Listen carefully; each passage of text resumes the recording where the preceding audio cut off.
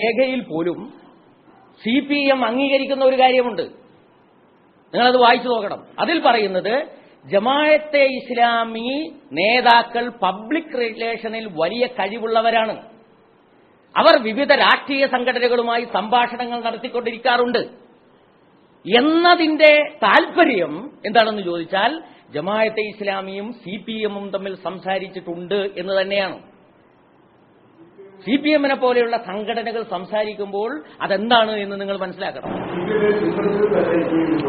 ഒരിക്കലും കരുതുന്നില്ല.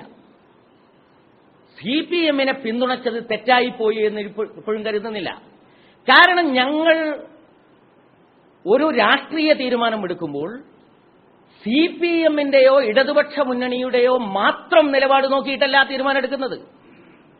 കഴിഞ്ഞ 5 വർഷത്തെ UDF-ന്റെ ഗവൺമെന്റ് എങ്ങനെയുണ്ടായിരുന്നു? ആ UDF ഗവൺമെന്റിനെ അടുത്ത 5 കൊല്ലവും കൂടി തുടരാൻ വിട്ടാൽ എന്തായിരിക്കും സ്ഥിതി?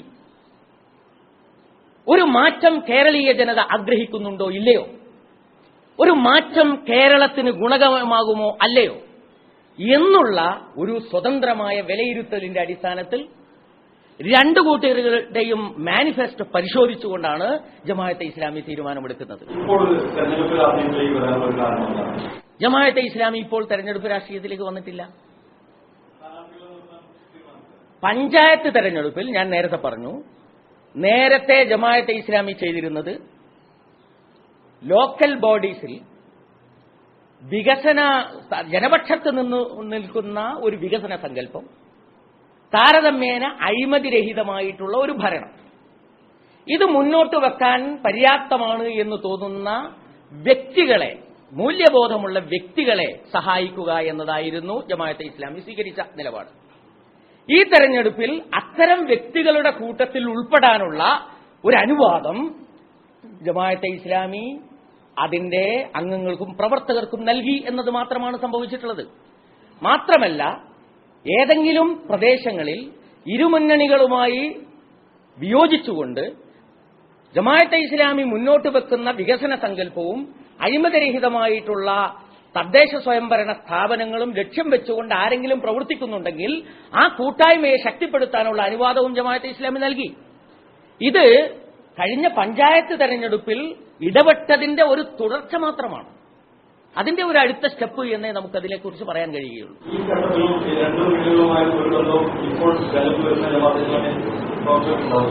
തീർച്ചയായും ഉണ്ടാവില്ല.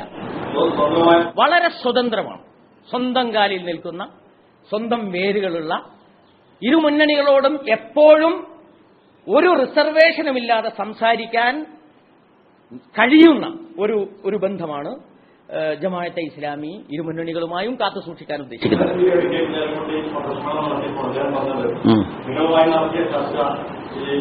ചർച്ചയിൽ നിങ്ങളൊരു രാഷ്ട്രീയ പ്രസ്ഥാനമായി മാറുന്നു എന്നറിഞ്ഞ ഉടൻ സംഭാഷണം അവസാനിച്ചിരിക്കുന്നു. രാഷ്ട്രീയ പ്രസ്ഥാനമായി മാറി എന്ന് അറിഞ്ഞതോടുകൂടിയാണെന്നാണ് അദ്ദേഹം പറഞ്ഞത്. കഴിഞ്ഞ നിയമസഭാ തെരഞ്ഞെടുപ്പിന് ശേഷം ഒരു 10-14 പ്രാവശ്യം മുസ്ലിം ലീഗ് നേതൃത്വവും ജമാഅത്തെ ഇസ്ലാമി ഭാരവാഹികളും തമ്മിൽ സംഭാഷണം നടത്തിയിട്ടുണ്ട്. അപ്പൊ പഞ്ചസാര രോഗികൾ ബ്ലഡ് പരിശോധിക്കുന്ന മാതിരി രാഷ്ട്രീയത്തിന്റെ അളവ് എത്രയുണ്ട്, തീവ്രവാദത്തിന്റെ അളവ് എത്രയുണ്ട് എന്ന് ഓരോ 3 മാസം കൂടുമ്പോഴും പരിശോധിച്ച് തീരുമാനമെടുക്കേണ്ടുന്ന ഒരവസ്ഥ മുസ്ലിം ലീഗിനുണ്ടോ? മുസ്ലിം ലീഗ്, ജമാഅത്തെ ഇസ്ലാമി എന്ന് പറഞ്ഞാൽ ഒരു തുറന്ന പുസ്തകമാണ്. അതിന്റെ ഭരണഘടന മുതൽ നയപരിപാടികൾ വരെ നിങ്ങൾക്ക് അങ്ങാടിയിൽ വാങ്ങാൻ കിട്ടും. അത്തരമൊരു സാഹചര്യം ഉണ്ടായിരിക്കെ ജമാഅത്തെ ഇസ്ലാമിയിൽ രാഷ്ട്രീയത്തിന്റെ കണ്ടന്റ് എത്രയുണ്ട്, തീവ്രവാദത്തിന്റെ കണ്ടന്റ് എത്രയുണ്ട്, മതരാഷ്ട്രവാദത്തിന്റെ കണ്ടന്റ് എത്രയുണ്ട് എന്ന് ആഴ്ചക്കാഴ്ചക്ക് വന്ന് പരിശോധിക്കേണ്ട വല്ല കാര്യവുമുണ്ടോ?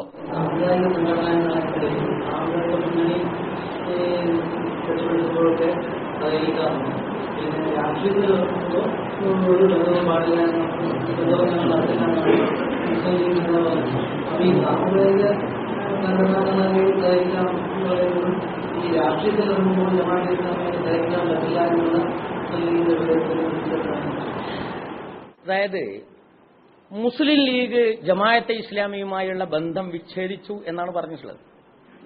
ജമാഅത്തെ ഇസ്ലാമി അതൊരു കാര്യമാക്കുന്നില്ല. കാര്യമാക്കാതിരിക്കാനുള്ള ഒരു കാരണം എന്താണെന്ന് വെച്ചാൽ, ജമാഅത്തെ ഇസ്ലാമി സ്വന്തം അടിത്തറയിൽ നിൽക്കുന്ന ഒരു പ്രസ്ഥാനമായതുകൊണ്ട് ബന്ധം വിച്ഛേദിക്കുന്ന കാര്യം അവരവർ തീരുമാനിക്കേണ്ടതാണ്. ഞങ്ങൾക്കതിൽ വിശേഷിച്ചൊന്നുമില്ല. ആരെങ്കിലും ബന്ധം വിച്ഛേദിച്ചു എന്ന് വിചാരിച്ചിട്ട് ഞങ്ങൾക്കൊരു പ്രയാസമില്ലല്ലോ. മാത്രമല്ല, ഇങ്ങനെ ബന്ധം വിച്ഛേദിക്കലുകൾ മുസ്ലിം ലീഗുമായി പലപ്പോഴും നടന്നിട്ടുണ്ട്. അതിനെ ഒരു പുതിയ കാര്യമായി ജമാഅത്തെ ഇസ്ലാമി കാണുന്നില്ല.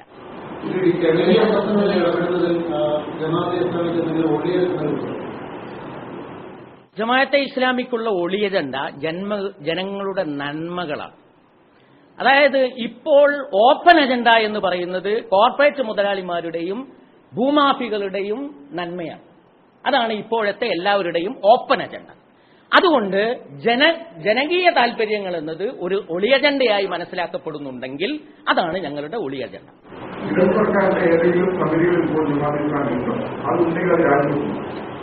ജമാഅത്തെ ഇസ്ലാമി പ്രവർത്തകർ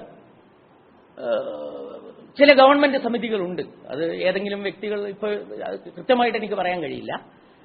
രാജിവെക്കുക എന്ന് പറഞ്ഞാൽ ഒരു മുന്നണിയുടെ ഭാഗം എന്നുള്ള നിലയിൽ ജമാഅത്തെ ഇസ്ലാമിയുമായുള്ള ഒരു കരാറിന്റെ അടിസ്ഥാനത്തിൽ ഒരു സമിതിയിലും അംഗത്വം ജമാഅത്തെ ഇസ്ലാമി നേടിയിട്ടില്ല.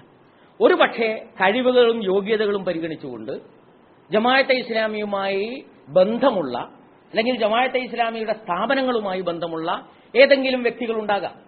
ഉദാഹരണമായി പറഞ്ഞാൽ പാലോളി കമ്മിറ്റിയിൽ ബഹുമാന്യനായ ഒ അബ്ദുറഹ്മാൻ, അദ്ദേഹം മാധ്യമത്തിന്റെ എഡിറ്ററാണ്, അദ്ദേഹം അംഗമാണ്. ഞാൻ മനസ്സിലാക്കുന്നത് മുസ്ലിം പിന്നാക്ക ജനവിഭാഗങ്ങളുടെ ഉന്നമനവുമായി ബന്ധപ്പെട്ടുകൊണ്ട് കാഴ്ചപ്പാടുകൾ അവതരിപ്പിക്കാൻ കഴിയുന്ന ആളുകളിൽ പ്രഥമ പരിഗണന അർഹിക്കുന്ന ഒരാളാണ് അദ്ദേഹം. അതുകൊണ്ട് ആ ദൗത്യം അദ്ദേഹം നിർവഹിച്ചുകൊണ്ടിരിക്കുന്നു. ഇതുപോലെയുള്ള സംഭവങ്ങൾ ഉണ്ടായേക്കാം. പക്ഷേ അതിനെക്കുറിച്ചൊന്നും തീരുമാനിക്കേണ്ട ഒരു സാഹചര്യവുമില്ല. മുന്നണിയുമായി ഒരു കരാറുണ്ടായി എന്നതിന്റെ അടിസ്ഥാനത്തിലല്ല അവർ അംഗങ്ങളായി തീരുന്നത്. ജമാഅത്തെ ഇസ്ലാമി ആവശ്യപ്പെട്ടതുകൊണ്ടല്ല. അതും ജമാഅത്തെ ഇസ്ലാമി ഇടതുപക്ഷത്തിന് വോട്ട് ചെയ്തു എന്നുള്ളതും തമ്മിൽ ഒരു ബന്ധവുമില്ല. കഴിഞ്ഞ ലോക്സഭാ തെരഞ്ഞെടുപ്പിൽ പൊന്നാനിയിൽ CPM കൈവന്നപ്പോൾ ജമാഅത്തിന് സ്റ്റേറ്റ്മെന്റ് ആക്കി അത് ന്യൂനപക്ഷ വോട്ടുകൾ ജീവിപ്പിക്കാൻ CPM ശ്രമിച്ചു പറയുന്നത് മദനിയുമായി കൂടിയതാണോ അന്ന് ജമാഅത്തെ ഇസ്ലാമിനെ പറയാൻ കാരണം? ജമാഅത്തെ ഇസ്ലാമി അന്നത് പറയാനുള്ള കാരണം വളരെ പ്രകടമായിരുന്നു. അതങ്ങനെ തന്നെ നാം പറയുകയും ചെയ്തിട്ടുണ്ട്. അതായത് മുസ്ലിം സമൂഹത്തിൽ വിവിധ മതസംഘടനകളുണ്ട്. ഈ മതസംഘടനകൾക്കകത്ത് ദൗർഭാഗ്യകരമായ സ്വഭാവത്തിൽ ഗ്രൂപ്പുകൾ ഉണ്ടായിക്കഴിഞ്ഞിട്ടുണ്ട്. അതിലേറ്റവും പ്രധാനപ്പെട്ട ഒരു മതസംഘടന ആണ് സുന്നി വിഭാഗം എന്ന് പറയുന്നത്. വലിയ ഒരു മതസംഘടനയാണ്. ജമാഅത്തെ ഇസ്ലാമിയോടൊക്കെ വലിയ എതിർപ്പുമായി നടക്കുന്ന സംഘടനയാണ്. ആ സംഘടനക്കകത്ത് അല്ലെങ്കിൽ ആ വിഭാഗത്തിനടുക്ക് വളരെ ദൗർഭാഗ്യകരമായ ഒരു പിളർപ്പുണ്ട്. സഖാവ് പിണറായി വിജയൻ പൊന്നാനിയിൽ ലക്ഷ്യമിട്ടത് ഈ പിളർപ്പിൽ ആപ്പിറക്കിക്കൊണ്ട് ഇത് പൂർണ്ണമാക്കുക എന്നുള്ളതായിരുന്നു. ഈ അജണ്ട ജമാഅത്തെ ഇസ്ലാമിക്ക് യോജിക്കാൻ കഴിയുന്ന അജണ്ടയല്ല. കാരണം ജമാഅത്തെ ഇസ്ലാമി മനസ്സിലാക്കുന്നത് ജമാഅത്തെ ഇസ്ലാമിയെ വിമർശിച്ചുകൊണ്ടിരിക്കുന്ന സംഘടനകളാണെങ്കിൽ പോലും കേരളത്തിലെ സാംസ്കാരികാന്തരീക്ഷത്തിന് ഏറ്റവും ഗുണകരം വിവിധ ഗ്രൂപ്പുകൾ തമ്മിലുള്ള മതസംഘടനകളിലെ വിവിധ ഗ്രൂപ്പുകൾ തമ്മിലുള്ള അകൽച്ചകൾ കുറഞ്ഞു വരിക എന്നുള്ളതാണ്.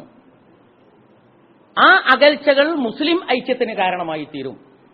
ആ മുസ്ലിം ഐക്യം എന്നുള്ളത് കേരളീയ ജനവിഭാഗത്തിന്റെ മൊത്തം താൽപര്യത്തിന് അനുഗുണം